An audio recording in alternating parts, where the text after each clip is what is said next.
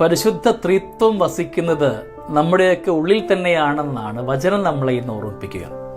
വിശുദ്ധ യോഹന്നാന്റെ സുവിശേഷം 14 അധ്യായം 15 മുതൽ 24 വരെയുള്ള തിരുവചന ഭാഗം.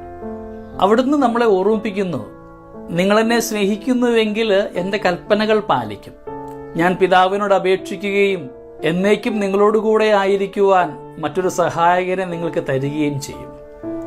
താൻ തുടങ്ങിവെച്ച എല്ലാ പ്രസ്ഥാനങ്ങളെയും മുമ്പോട്ട് കൊണ്ടുപോകുവാൻ, വിശ്വാസത്തെ സ്ഥിരീകരിച്ചു കൊണ്ടുപോകുവാൻ, സങ്കടമായിരിക്കുന്നവർക്ക്, ഭയത്തിലായിരിക്കുന്നവർക്കൊക്കെ ധൈര്യം പകരുവാനായിട്ട് എല്ലാം പൂർത്തിയാക്കുന്ന സഹായകനായ പരിശുദ്ധാത്മാവിനെ വാഗ്ദാനം ചെയ്തിട്ടാണ് ഈശോ മിശിഹ സ്വർഗത്തിലേക്ക് എടുക്കപ്പെടുക.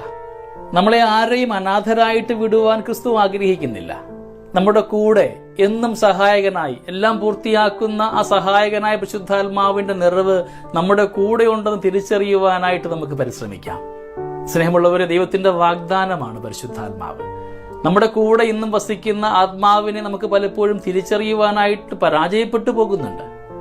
കൂടെയുള്ള ആത്മാവിനെ തിരിച്ചറിയുവാനായിട്ട് നാം ചെയ്യേണ്ടത് ദൈവത്തിന്റെ കൽപ്പനകൾ പാലിക്കുകയും അവനെ അനുസരിക്കുകയും ചെയ്യുക എന്നുള്ളതാണ്. നമ്മുടെയൊക്കെ ദൈനംദിന ജീവിതത്തിൽ ഒരുപാട് സങ്കടങ്ങളും അസ്വാരസ്യങ്ങളും ഒക്കെ ഉണ്ടാകുമ്പോൾ ഓർത്തുകൊള്ളുക, നമ്മുടെ ജീവിതത്തിൽ സഹായകനായ പരിശുദ്ധാത്മാവിന്റെ സഹായം നാം അപേക്ഷിച്ചിട്ടുണ്ടോ ഇല്ലയോ എന്ന്. ജീവിതത്തിൽ എന്തെങ്കിലുമൊക്കെ ഇന്ന് പാതി വഴിയിൽ മുടങ്ങിക്കിടക്കുകയാണെങ്കിൽ ഓർത്തുകൊള്ളുക, എല്ലാം പൂർത്തിയാക്കുന്ന സഹായകനായ പരിശുദ്ധാത്മാവിനെ നീ വിളിച്ചിട്ടുണ്ടാവുകയില്ല. എല്ലായ്പ്പോഴും നമ്മുടെ കൂടെ, നമ്മളെ ആരെയും അനാഥരാക്കുവാൻ ആഗ്രഹിക്കാത്ത, സങ്കടപ്പെടുത്തുവാൻ ആഗ്രഹിക്കാത്ത, ഒറ്റയാകുവാൻ ആഗ്രഹിക്കാത്ത ദൈവികമായ കരവലയത്തിൽ നമ്മളെ ചേർക്കുവാൻ പരിശുദ്ധാത്മാവിന്റെ സഹായം ആവശ്യമാണ്, സാന്നിധ്യം ആവശ്യമാണ്. സ്നേഹമുള്ളവരെ, നമ്മുടെയൊക്കെ അനുദിന ജീവിതത്തിൽ പരിശുദ്ധാത്മാവിന്റെ സാന്നിധ്യം അനുഭവിക്കുവാനായിട്ട് നമ്മളെ യോഗ്യരാക്കണമെന്ന് പ്രാർത്ഥിക്കണം.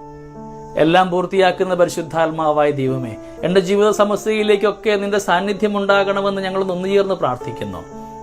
ജീവിത ഉത്തരവാദിത്തങ്ങളിൽ, സങ്കടങ്ങളിൽ, ബലഹീനതയിലൊക്കെ ഞങ്ങൾ നിസ്സഹായരായിട്ട് പോകുമ്പോൾ സഹായകനായി നീ കൂടെ ഉണ്ടാവണമേ. ത്രിത്വിക മഹിമ നമ്മുടെ കൂടെ വസിക്കുന്നത് തിരിച്ചറിഞ്ഞു കൊണ്ടുപോകുവാൻ നമുക്ക് ഈ ദിനത്തെ മാറ്റിവെക്കാം. ദൈവം നമ്മളെല്ലാവരെയും സമൃദ്ധമായി അനുഗ്രഹിക്കട്ടെ. നമ്മുടെ കർത്താവ് ഈശോ മിശിഹായുടെ കൃപയും പിതാവായ ദൈവത്തിന്റെ സ്നേഹവും പരിശുദ്ധാത്മാവിന്റെ സഹവാസവും നമ്മുടെ കൂടെ എന്നും ഉണ്ടായിരിക്കട്ടെ, ഇപ്പോഴും എപ്പോഴും എന്നേക്കും. ആമേൻ.